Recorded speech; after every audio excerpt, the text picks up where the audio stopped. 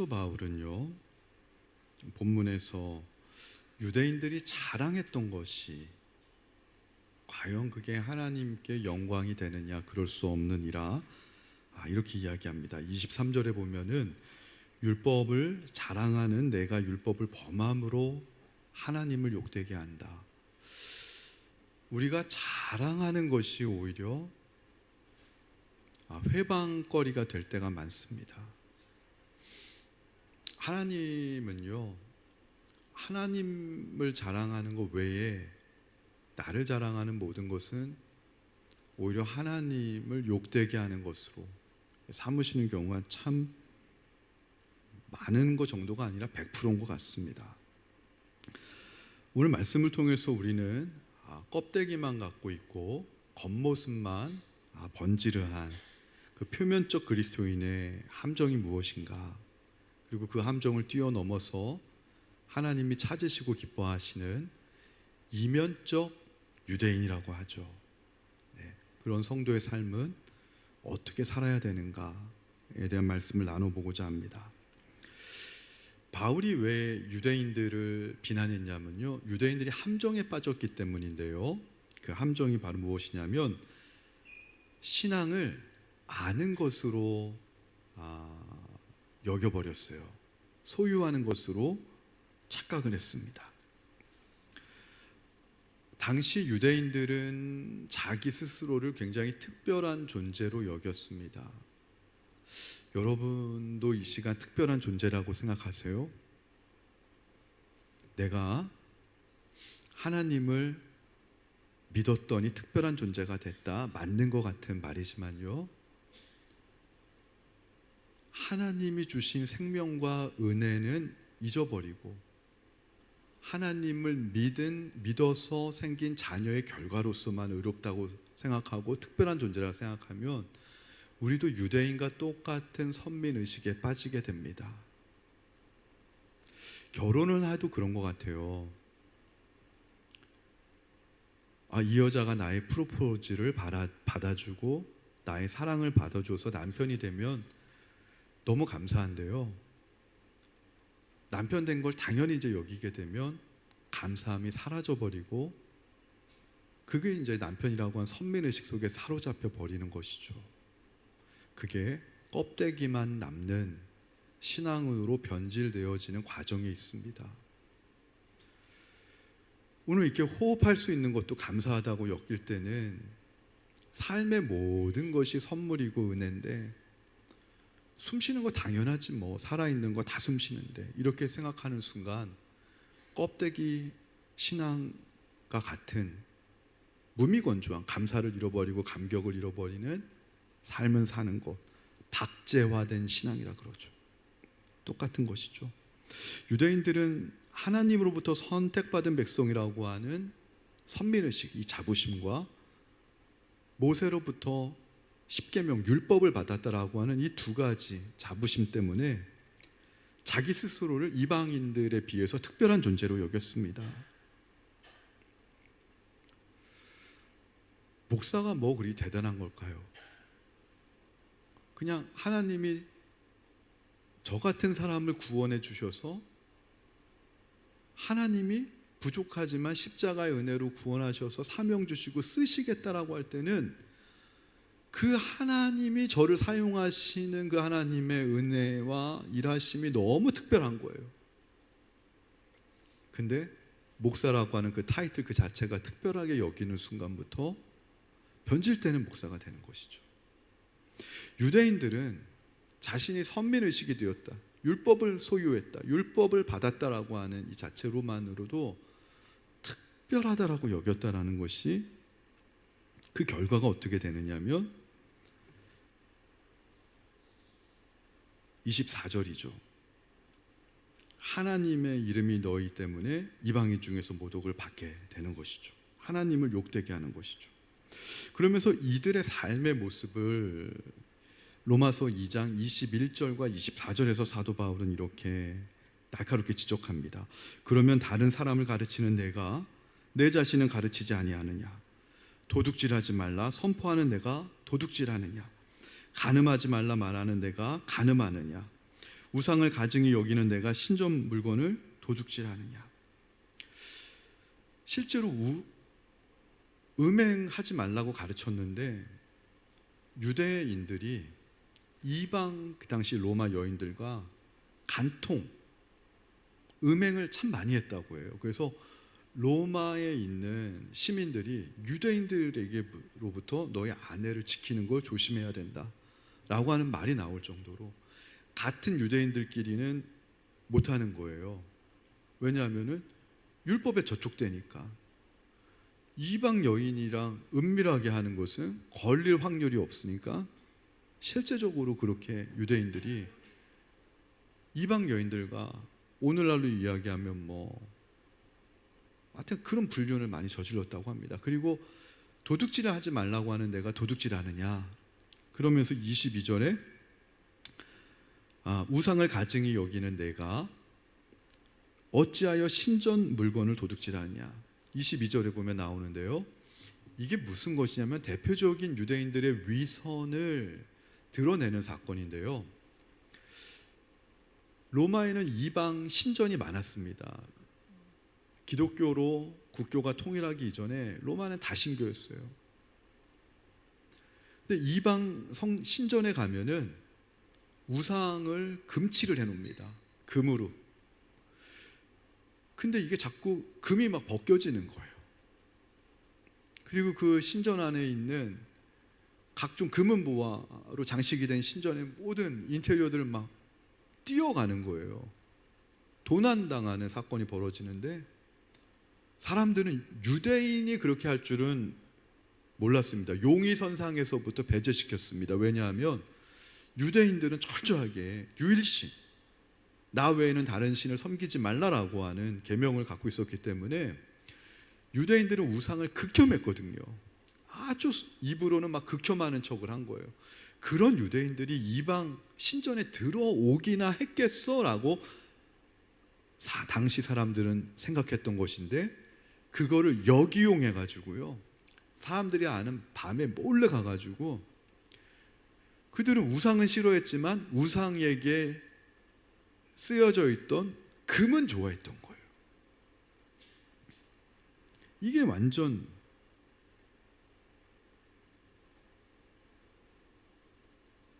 위선적인 삶이죠. 앞에서는 말씀을 가르치지만 뒤로 가서는 말씀을 우습게 여기고, 앞에서는 말씀을 입으로는 말씀하지만 남들이 안 보는 곳에 가서는 정말 하나님을 두려워하지도 않고 자기의 욕망대로 그렇게 사는 유대인들의 이 위선적인 모습들을 바울은 오늘 지적했던 것입니다. 그러면서 바울은 이 율법에 대해서만 유대인들이 이중적이고 위선적인 것뿐만이 아니라 할례에 대해서도 비판합니다.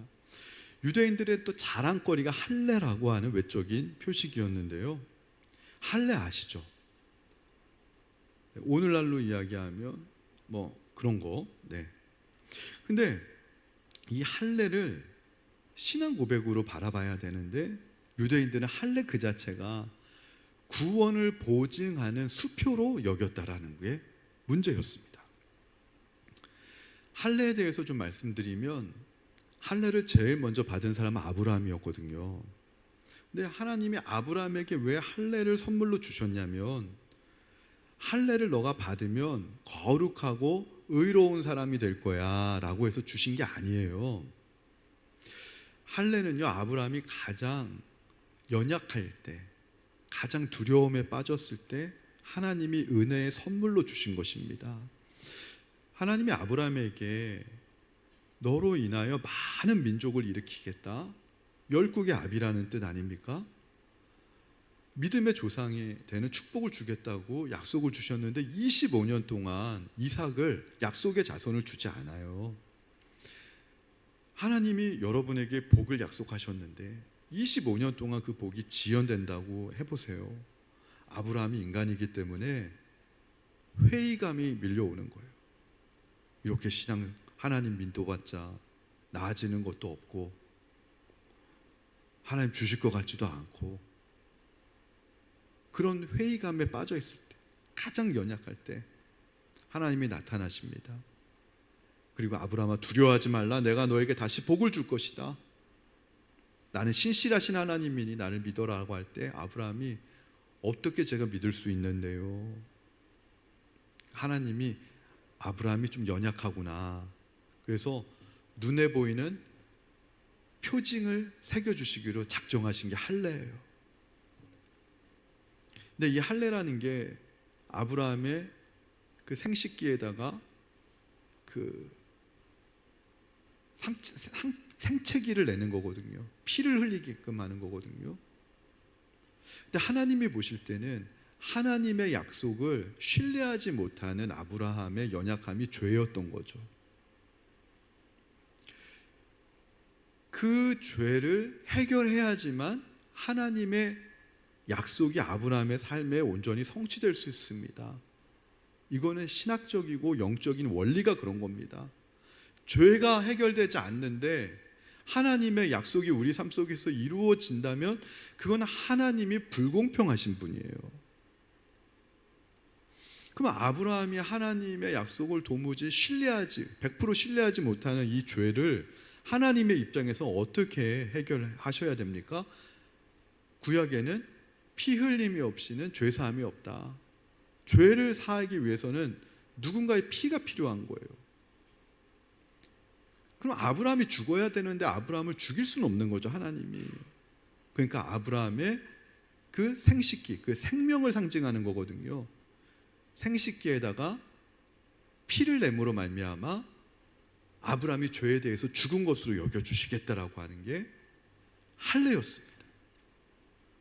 아브라함의 죄는 뭐라고요? 하나님의 약속을 신뢰해야 되는데 상황과 환경이 내 뜻대로 펼쳐지지 않으면 흔들리는 게 아브라함의 죄였습니다. 그 아브라함의 죄에 대해서는 할례로 아브라함의 생명을 뺏어가야 되지만 생식기에 대한 피 흘림으로 너의 생명이 죄에 대해서는 죽은 걸로 여겨주시겠다. 이게 십자가의 예표입니다. 십자가의 원리랑 똑같습니다. 그리고 너가 흔들릴 때마다 하나님의 약속을 신뢰하는 너의 마음이 흔들릴 때마다 내가 너 몸에 새겨놓은 할례라고 하는 징표를 보면서 하나님의 약속을 의심하지 마라. 이것과 똑같은 게 뭐냐면 뭐죠?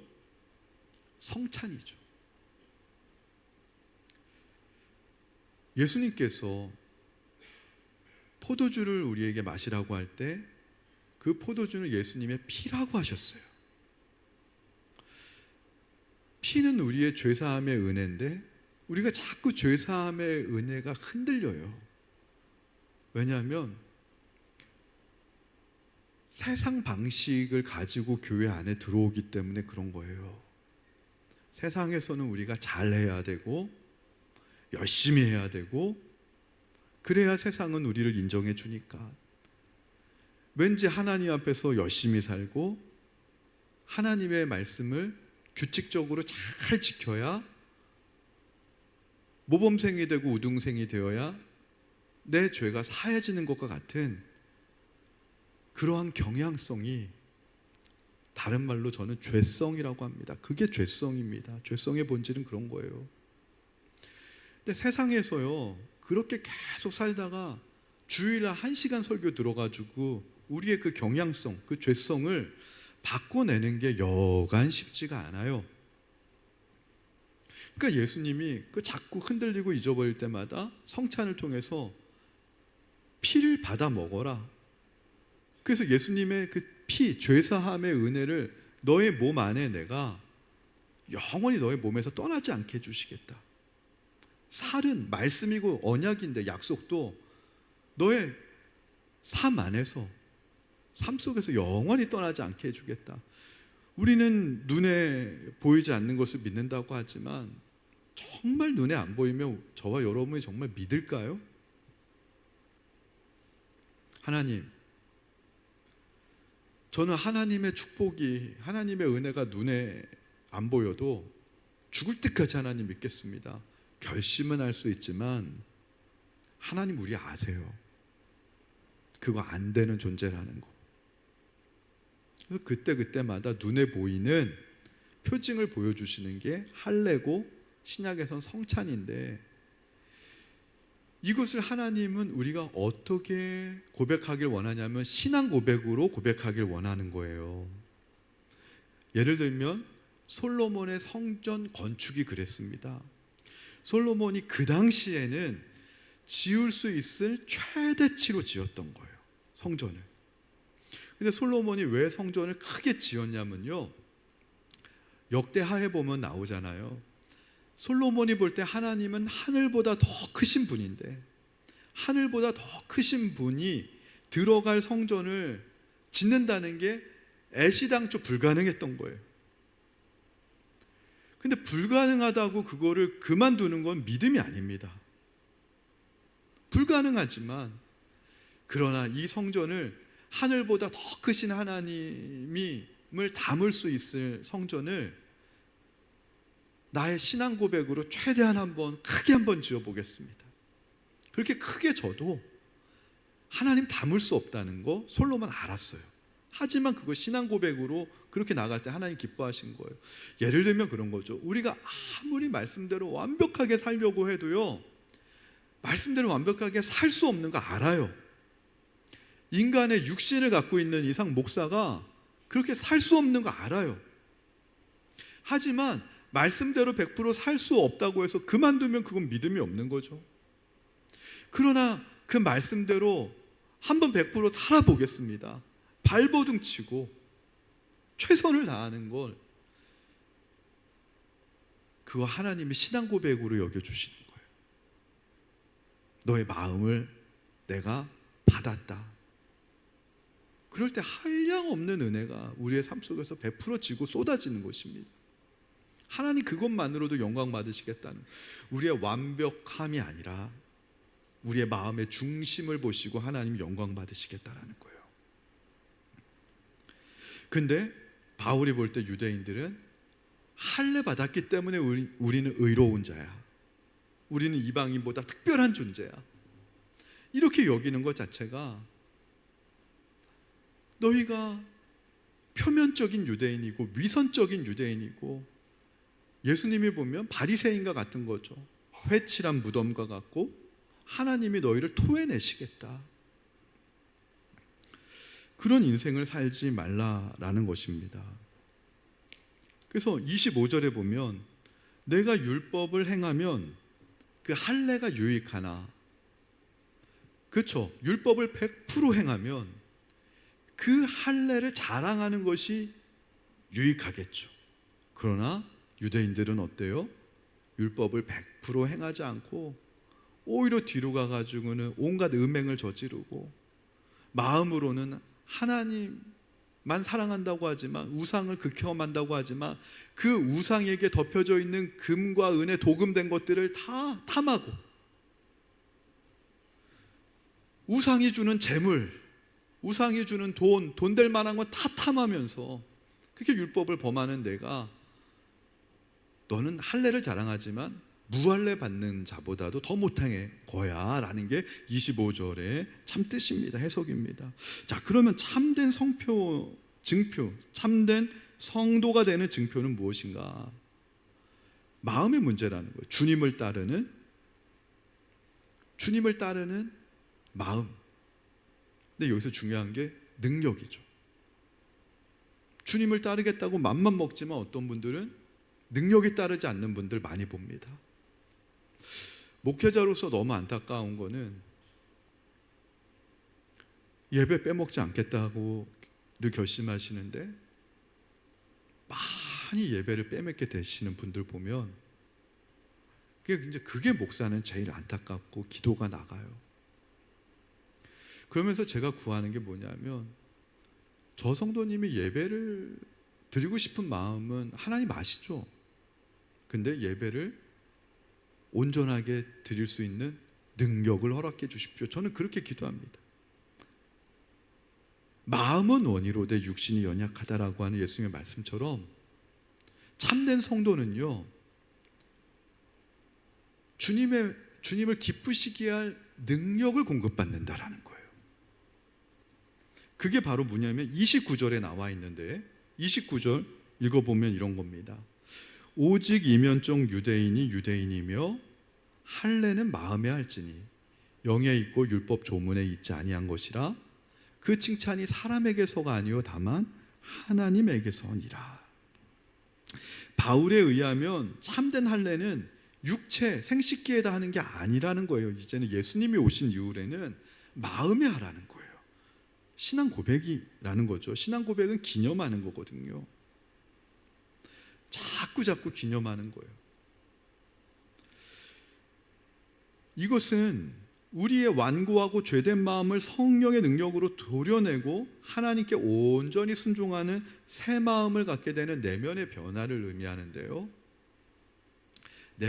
내면의 이 변화, 우리 마음의 변화는 은혜를 기념할 때 가능하다라는 거예요.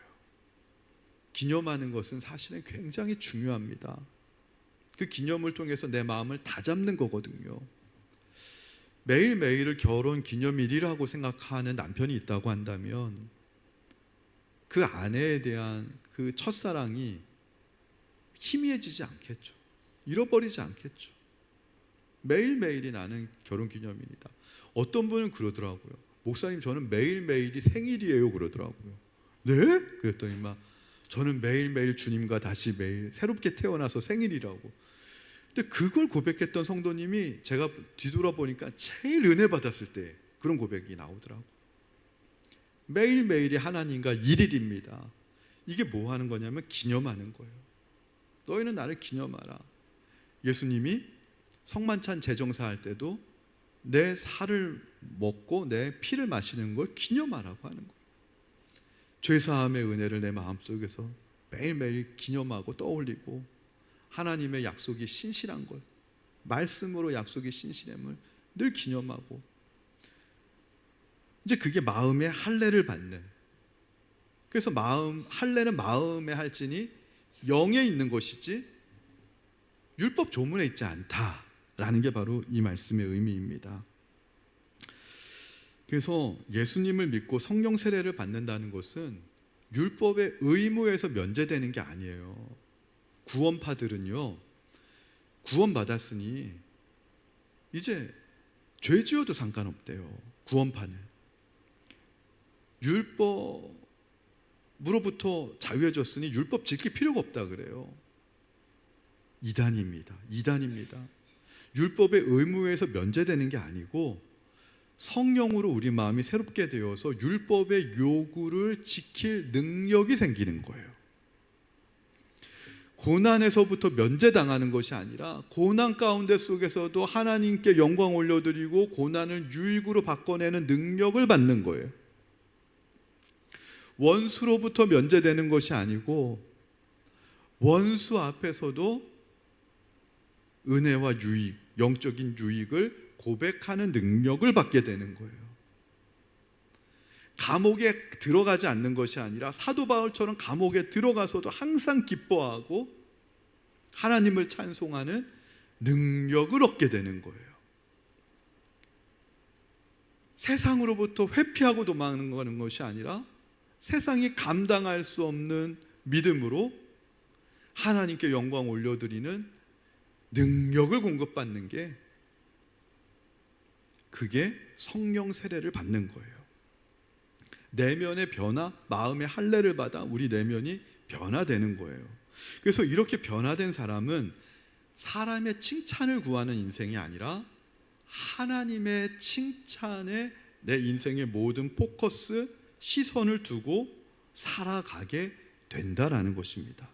자, 그러면 이 지점에서 오늘 설교의 핵심 주제에 도달하게 되는데, 마음에 이렇게 할례를 받은 그리스도인의 삶은 무엇일까? 표면적 그리스도인이 아니라 이면적 그리스도인의 삶은 무엇일까? 단순히 우리 내면이 청결해지고 깨끗해지는 것에서 끝나는 게 아니고요, 죄사함의 은혜는 반드시 하나님의 주권적인 삶의 체험으로 이어진다는 거예요. 왜 그러냐면요, 자녀 한 명만 생겨도 인생이 달라지더라고요. 저의 인생은 목사 되기 이전과 목사 되기 이후로 많이 달라졌는데요. 또 하나 달라진 게 자녀가 없었던 총각의 시절과 자녀가 있는 아버지의 삶은 너무너무 극명하게 달라지더라고요. 여러분, 처녀의 삶과 유부녀의 삶이 달라지잖아요. 자녀가 우리 삶에 하나만 생겨도 전 3명입니다.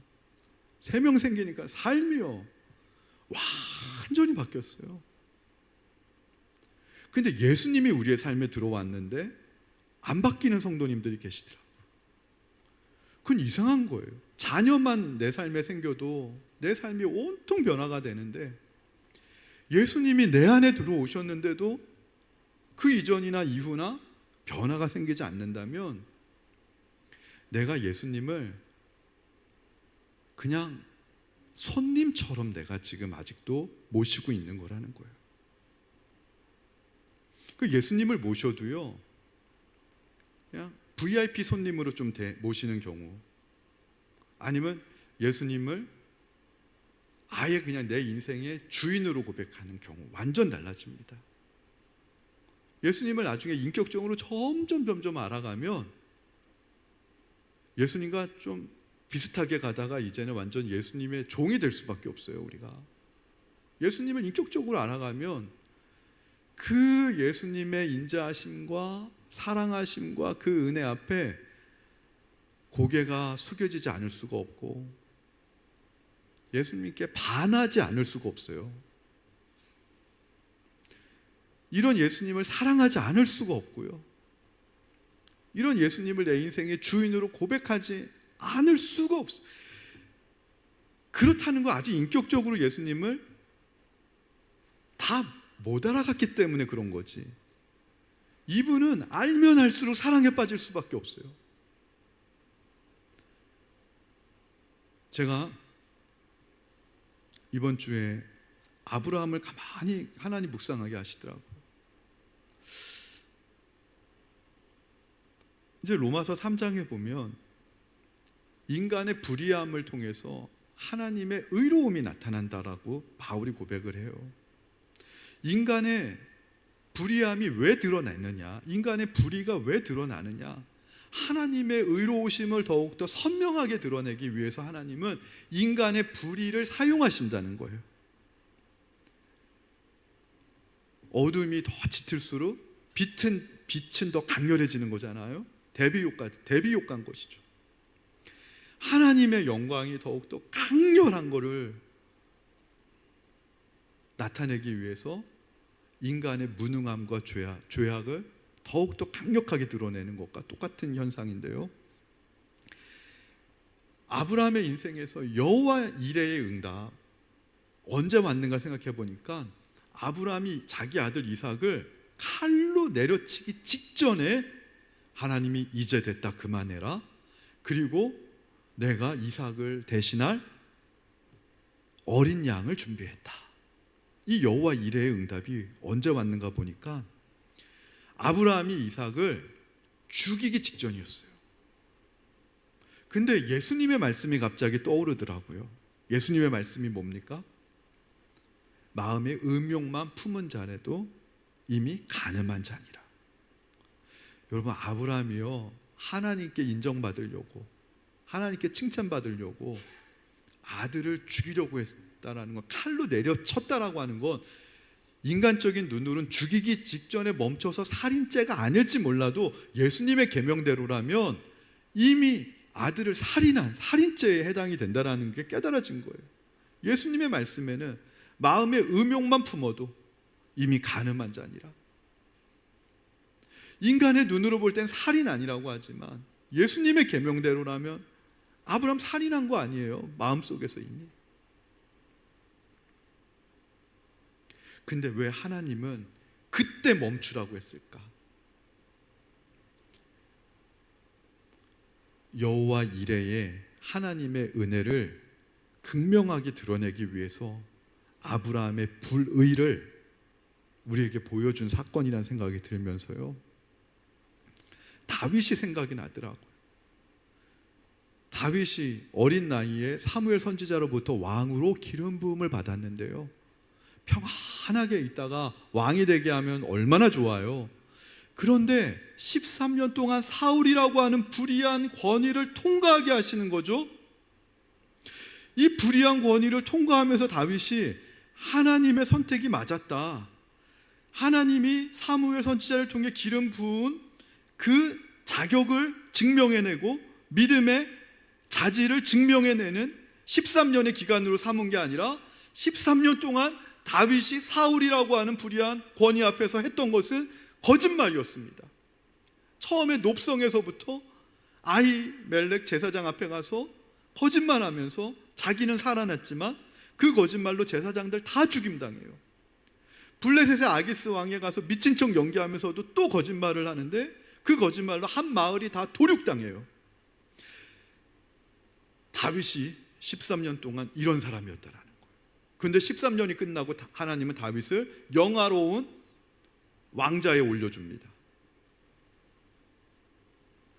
다윗이 잘해서, 다윗이 믿음을 잘 지켜내서 왕자에 오른 게 아니라 13년이라고 하는 불의한 권위 앞에 다윗이 서보니까 다윗도 어쩔 수 없는 인간이었던 거예요. 나약하고 두려워서 자기가 살기 위해 거짓말하고, 그로 인해서 수없이 많은 사람이 희생당하고, 인간의 불의가 드러날수록 하나님의 의로움이 더 선하게 드러나는 게, 그게 기독교더라고요. 그래서 오늘도 하나님의 은혜가 너무 크게 저는 느껴지는 거예요. 왜냐하면 저는 너무나 연약하고 너무나 부족한 인생이라는 것을 더 깨닫게 되니까.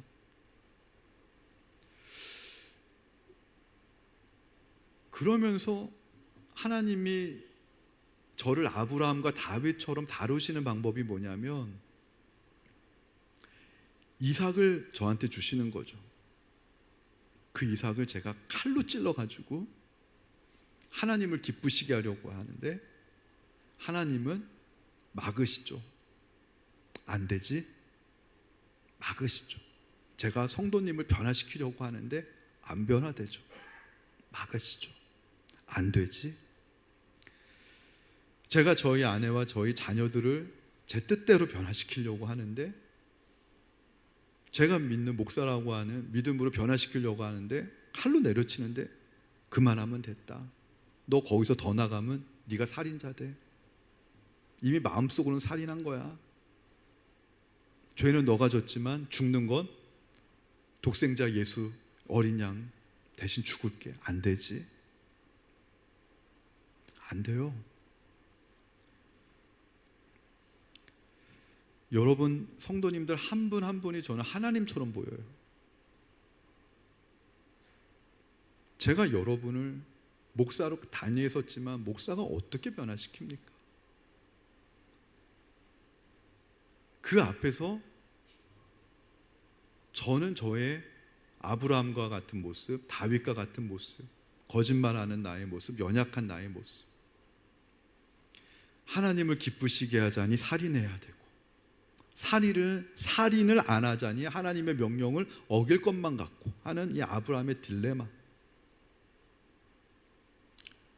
하나님은 아브라함에게 아브라함아 애썼다, 그만 됐다, 그만하자, 칼 내려놔라, 내가 널 위해 어린 양을 예비했어.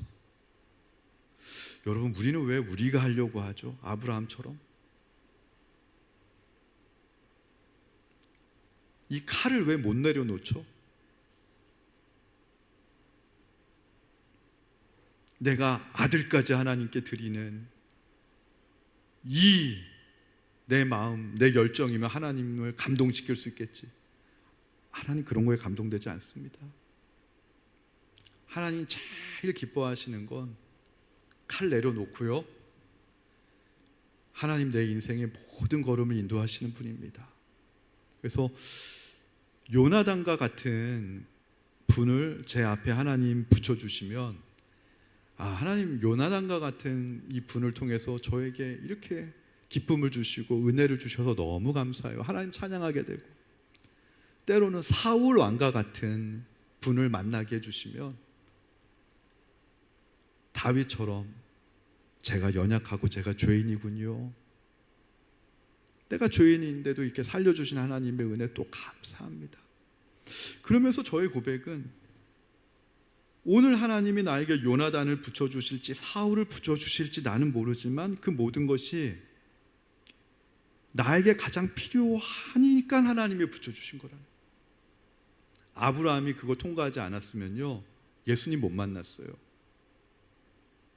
다윗이 그걸 불의한 권위를 통과하지 못했으면 하나님 나라의 왕이 될 수 없었어요. 오늘 나한테 하나님이 주신 사람 최고의 사람이다. 오늘 나한테 하나님이 허락한 이 말레이시아 땅 최고 하나님이 예배받고 영광받기 위한 자리이다. 우리는 나의 의로움과 완전함으로만 하나님의 영광 받으시는 줄 알지만 아니라는 것이죠. 오히려 나의 실수와 나의 연약함을 통해서 하나님의 의로우심이 더 선명하게 드러나고 하나님의 은혜가 더욱더 극명하게 드러나서 우리가 그 은혜의 옷을 입게 된다는 것이죠. 하나님을 신뢰하십니까? 저는 100% 신뢰합니다. 내가 걷는 인생의 발걸음의 의미를 나는 그 순간 모르지만 하나님은 나에게 가장 완전한 발걸음으로 함께 하시고 인도하실 거라고 하는 믿음을 어디서부터 생겼냐면 말씀에서부터 생겼습니다. 이 말씀의 은혜가, 이 말씀으로 인도함 받는 마음의 할례를 받아 모든 상황과 모든 여건을 하나님께 내어 맡기고 평안과 기쁨과 감사함으로만 한 주 살아가시는 저와 여러분 되시기를 주님의 이름으로 축원합니다. 이런 가사를 담은 찬양이 있더라고요. 지금 찬양하도록 하겠습니다.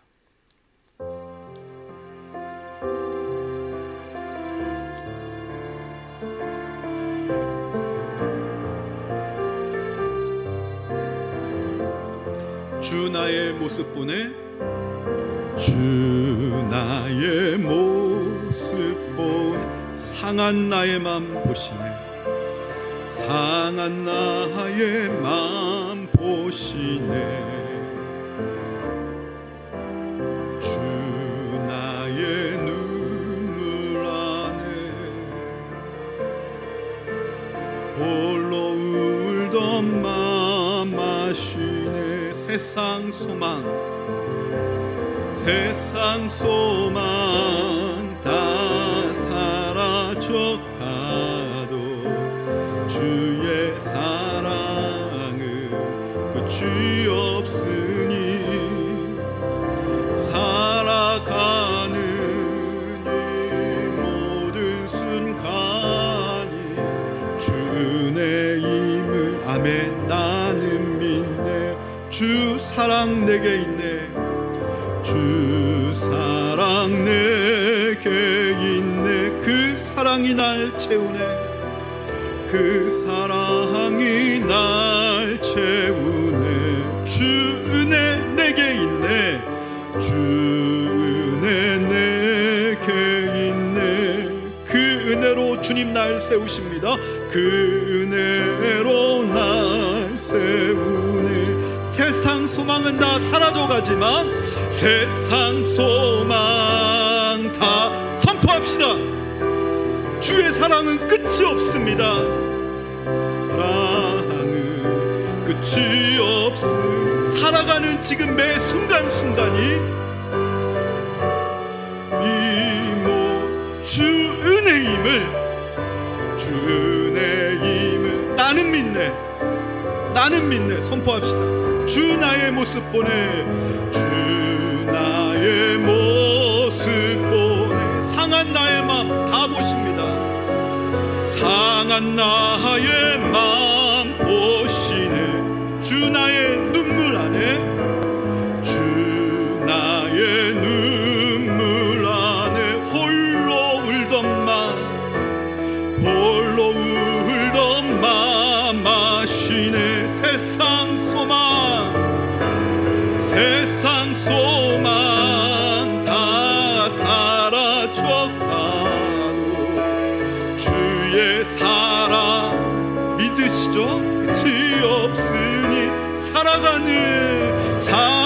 살아가는 이 모든 순간이 다 주님의 시간입니다. 주의 힘을 나는 믿네. 믿음으로 고백합시다. 주 사랑 내게 있네. 주 사랑 내게 있네. 그 사랑이 저와 여러분의 심령을 지금 가득 채우실 것입니다.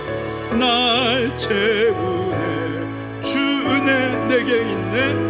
주 은혜 내게 있네. 그 은혜로 날 세우시는 주님 감사합니다. 찬양합니다.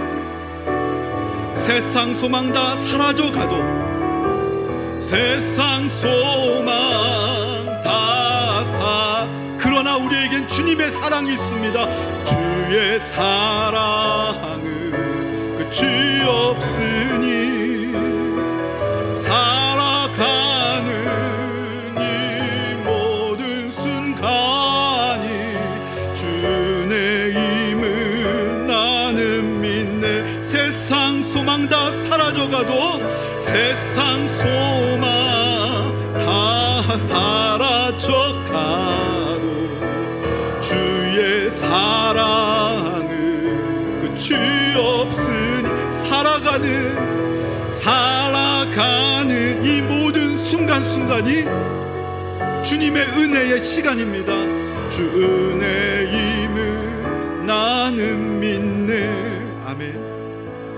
저는 누가 뭐래도요, 지금 이 자리가 저에게 가장 행복한 자리이고 행복한 시간이고, 하나님이 허락하시는 성도님들이 나의 최고의 사람들이고, 하나님이 허락하신 내 가정이, 내 자녀들이 최고의 선물이며,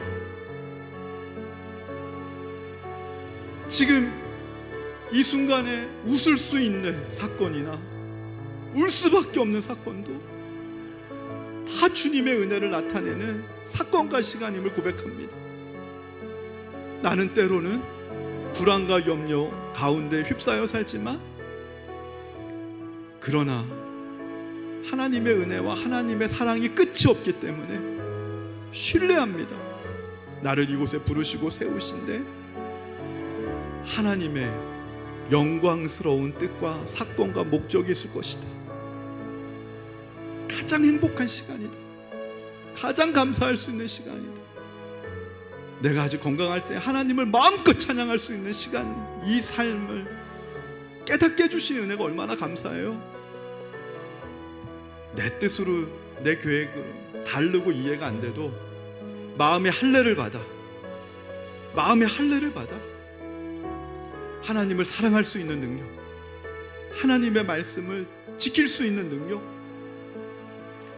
하나님을 경외하고 예배할 수 있는 능력, 그 능력을 하나님은 이미 저와 여러분에게 다 주셨습니다. 다 주셨습니다. 이미 복을 받은 거에 대해서 감사했으면 좋겠어요. 감사할 때 그 복이 살아납니다. 하나님 받은 복에 대해서 감사하며 받은 복을 잃지 않고 회복하여 누리며 살게 하여 주옵소서. 우리 주님의 이름 한번 외치고 잠시 기도하길 원합니다. 주여, 하나님 아버지 은혜 감사합니다. 어떤 상황이 와도, 어떤 사람을 만나도 하나님 간섭하시고, 하나님 인도하시고, 하나님 주관하시는 걸 믿습니다. 내 손에 쥔 칼을 내려놓게 하시고, 나를 위해 예비하신 어린 양을 바라볼 수 있는 믿음의 눈이 뜨여지는 시간 되게 하여 주옵소서. 하나님의 의로움은 인간의 불의를 통해서 드러난다고 했습니다. 인간이 불의함을 고백하지 않고서 하나님의 의로움을 볼 수 있는 인간이 아무도 없다고 사도 바울은 이야기하고 있습니다. 유대인들의 그 함정에 빠지지 않게 하여 주옵소서.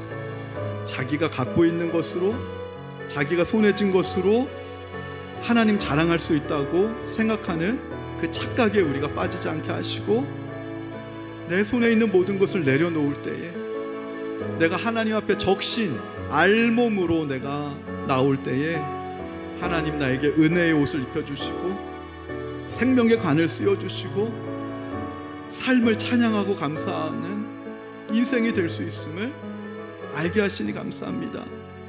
하나님, 내가 내 능력으로 가는 것 같지만 신앙 고백으로 달려가게 하시고, 내가 최선을 다하나 죽을 것 같이 몸부림치나 나의 달려갈 길을 달려가게 하시는 하나님의 은혜로 되어지는 것이라고 하는 고백을 잃어버리지 않으며